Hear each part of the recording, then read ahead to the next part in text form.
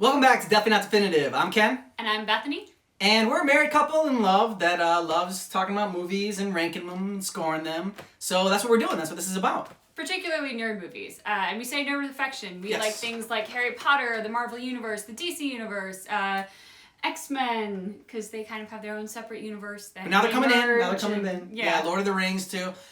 So what this is our we're rewatching, we're reviewing, and we're scoring all the DC movies in the DC Extended Universe, the DCEU. We just did the Marvel Cinematic Universe, the MCU, and you can check out those movies up there on that playlist right there. And you can check out each one of our reviews and how we scored them and how we ranked them. What we do is we developed a scoring sheet, and it's made up of different categories that we feel make up kind of like a good superhero movie. And so we go ahead and we score the movies based on each category. You know, they get points in those categories, and then that's how we end up ranking them. That was a great explanation, babe. Thanks. See, we support one another. All right, now on to our review for Man of Steel. So our first category is lead male and lead female likability. So obviously our leading man is going to be Clark Kent, and it's pretty obvious the leading lady will be Lois Lane. I gave Superman, I gave him a 2. I actually gave him a score of 4. I said I want this guy in my inner circle of friends, Okay. And it's because he is loyal, he's a loving son, he's very empathetic to people, he's always looking to do the right thing, he's got integrity. I said I'd grab a beer with him. I gave Lois Lane a 3. I thought she was badass.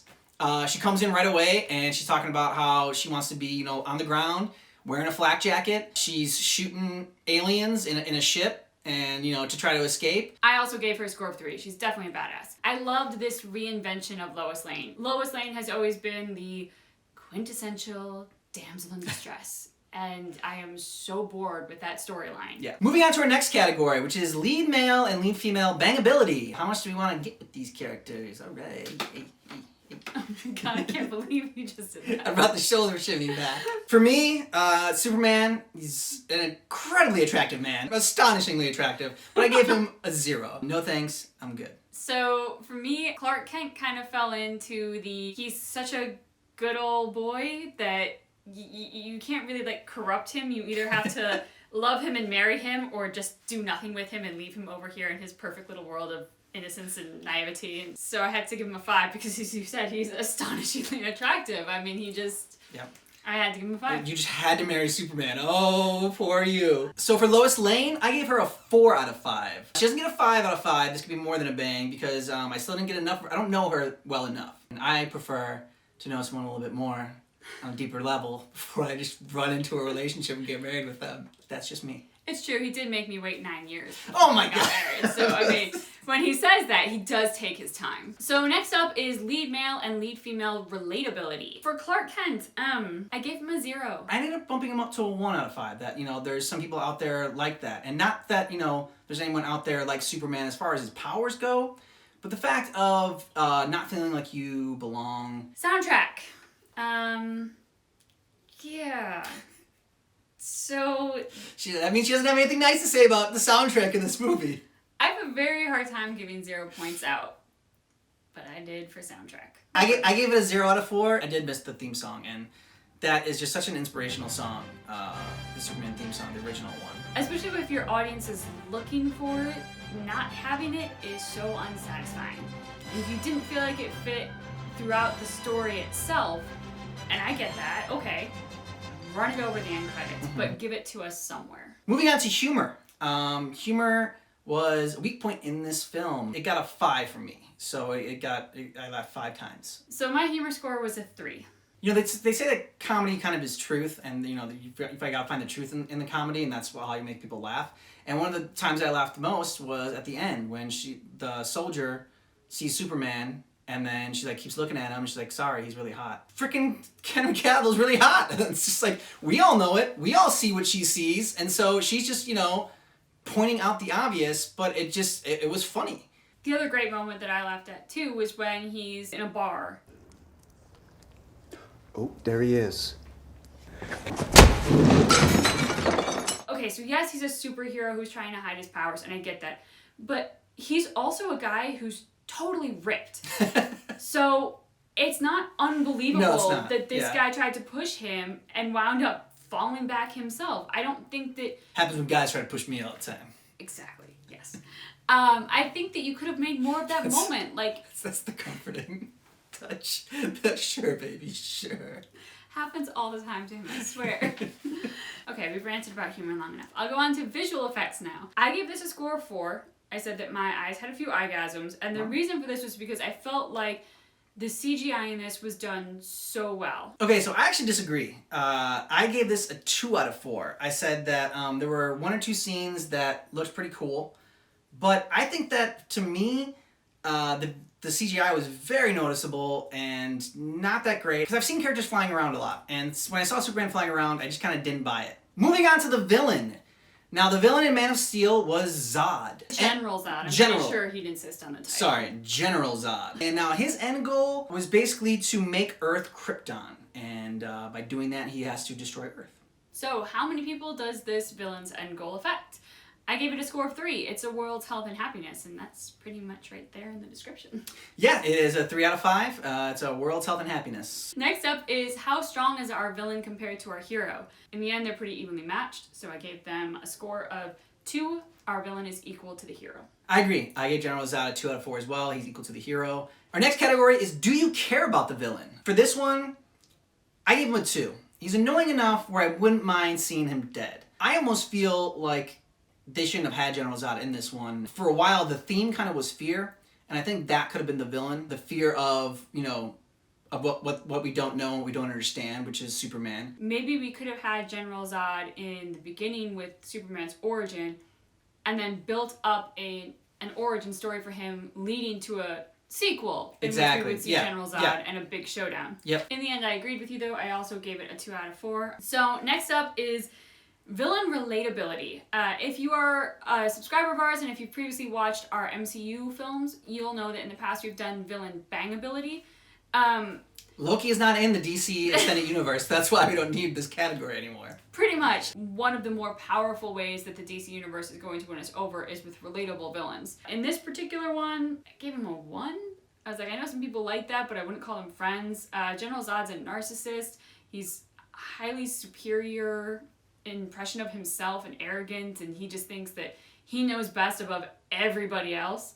For me, I gave General Zod a 0. I said no one like that exists. He probably deserved a 1. Next up is side characters. So what we do is we're gonna list off different side characters in here that contributed to the story that we felt, and then we give them a score. And the score is based on how much these particular characters contributed to the film and the story. So my characters, they got a 0 out of 4, which they get no points because I think if you took them out of this film, you wouldn't miss them at all and nothing would happen to the plot or anything. Perry White, and it was for General Swanwick. I don't give 0s very often. No, you've never given a 0. You have never given a 0. I am surprised that the 0 I gave, you did not give a 0. Ooh, really?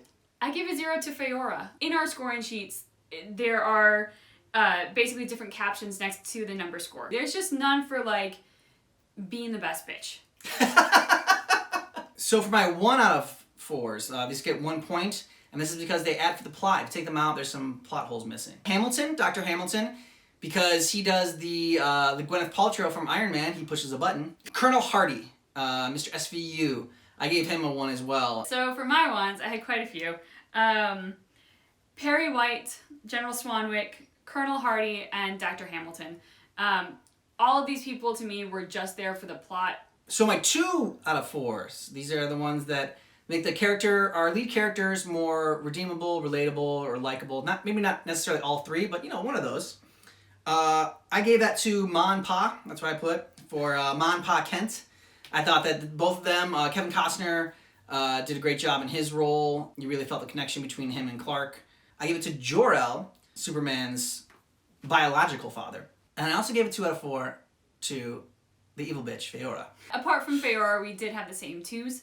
I also gave them to Martha Kent, Jonathan Kent, and Jor-El. I think Jor-El, for me, earned his part as a 2 versus a 1, really because of his interaction with Lois Lane. But it was the minute that he started to help Lois Lane and recognize her importance to his son and who she was and what she meant that I was like, I really think I like this guy. So next up is the plot. For this, I gave it a score of 3. I said it was deliciously unexpected. What I loved about this was it just gave us such a richer history with everything. I gave us a 2 out of 4. I thought that it was entertaining but predictable. Moving on to female empowerment. What role do women play in this film? I gave it a 2 out of 4. I said there are some moments where a girl kicks ass, and that goes for Lois Lane and Fiora.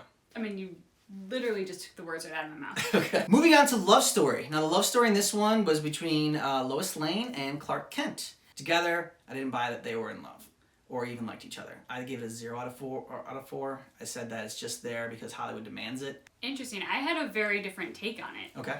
I gave it a score of 3, which was, oh, wow. I can't wait for these two to hook up. Okay. And the reason for that is because I don't believe they are in love yet. I don't interpret what happens with them initially and halfway through the movie as love.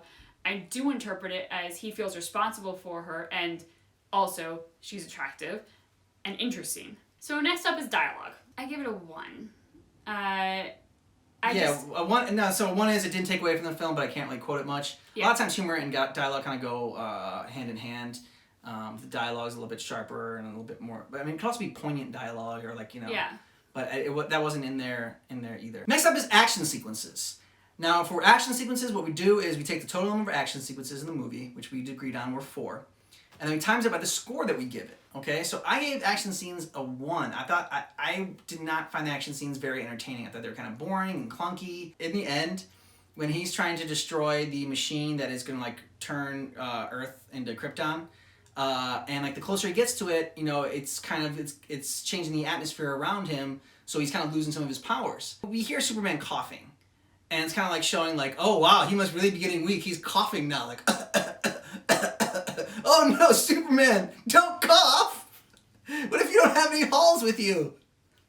You won't be able to save the world then. I gave it a 3 out of 4. I think that was too high. I think I probably could have given it a 2 out of 4.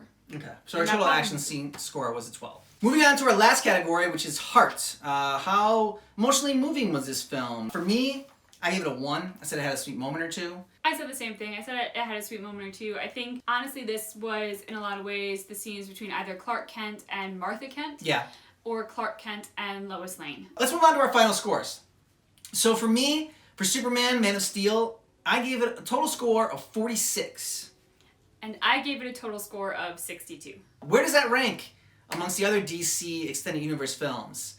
We don't know yet, because this is the first one, all right? We're going in order. We're starting with Man of Steel, and then we're going on after that. So go ahead and tell us your thoughts about this movie and your score down in the comments below. Our score was a 54. But that is definitely not definitive.